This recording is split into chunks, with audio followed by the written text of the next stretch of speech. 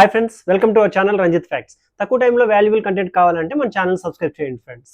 2025 June 12 గురువారం అహ్మదాబాద్ నుంచి London వెళ్తున్నటువంటి ఎయిర్ ఇండియా విమానం AI-171 అహ్మదాబాద్ లోని సర్దార్ వల్లభాయ్ పటేల్ ఇంటర్నేషనల్ ఎయిర్పోర్ట్ నుంచి టేకాఫ్ చేస్తూ కూలిపోయిందండి. అయితే ఇదే విషయాన్ని గుజరాత్ పోలీస్ కంట్రోల్ రూమ్ కూడా ధృవీకరించింది. అయితే ప్రమాదానికి గల కారణాలు, అలాగే ప్రమాద సమయంలో అందులో ఉన్నటువంటి ప్యాసింజర్స్ అండ్ క్రూ, అయితే ప్రమాదం జరిగిన తర్వాత అక్కడ ఉన్నటువంటి పరిస్థితులు ఏంటి, అలాగే సహాయక చర్యలు ఎలా ఉన్నాయి, ప్యాసింజర్స్ గురించి కూడా మనం తెలుసుకునే ప్రయత్నం చేద్దాం. విమానంలో మొత్తం 242 మంది ఉన్నారండి. అయితే ఇందులోని 2 పైలట్లు, 10 మంది క్యాబిన్ సిబ్బంది ఉన్నారు. ఇప్పటి వరకు తెలిసిన విషయం ప్రకారం మొత్తం 242 మంది ప్రయాణికుల్లోని 169 భారతీయులు, అలాగే 43 మంది బ్రిటన్ వాళ్ళు ఉన్నారండి.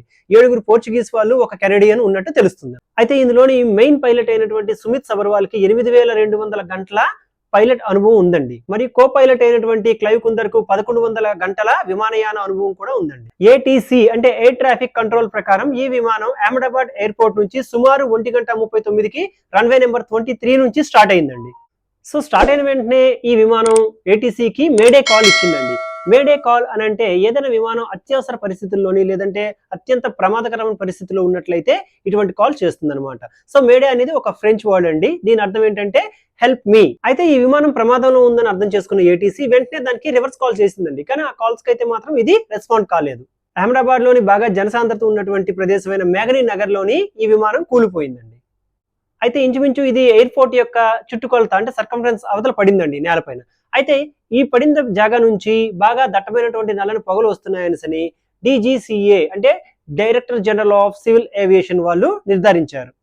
అయితే అన్ని చెక్లు పూర్తి చేసుకుని స్టార్ట్ అయినటువంటి ఈ విమానం ఈ విధంగా జరగడం అనేది చాలా విషాదకరమైన సంఘటన.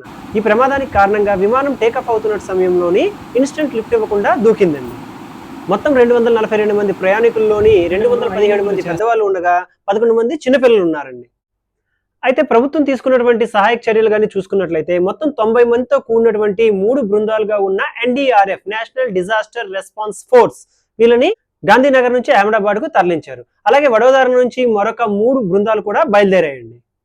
ప్రమాద ప్రాంతంలో దట్టమైన పొగలు, అలాగే మంటలు వ్యాపించడంతో సో ఫైర్ ఇంజిన్ వాళ్ళు కూడా వెళ్ళి అక్కడ సహాయక చర్యలు చేపడుతున్నారండి. ఈ విషయం తెలుసుకున్నటువంటి కేంద్ర పౌర విమానయాన శాఖ మంత్రి అయినటువంటి శ్రీ రామ్మోహన్ నాయుడు గారు దిగ్భ్రాంతికి గురైనట్టు చెప్పారండి. అలాగే అతను ఎమర్జెన్సీ రెస్పాన్స్ టీమ్స్ ని చాలా అప్రమత్తంగా పనిచేయాలని చెప్పి సూచించినట్టు తెలిసిందండి. ప్రయాణికుల యొక్క కుటుంబాలకు ఆయన ధైర్యాన్ని అందించారండి.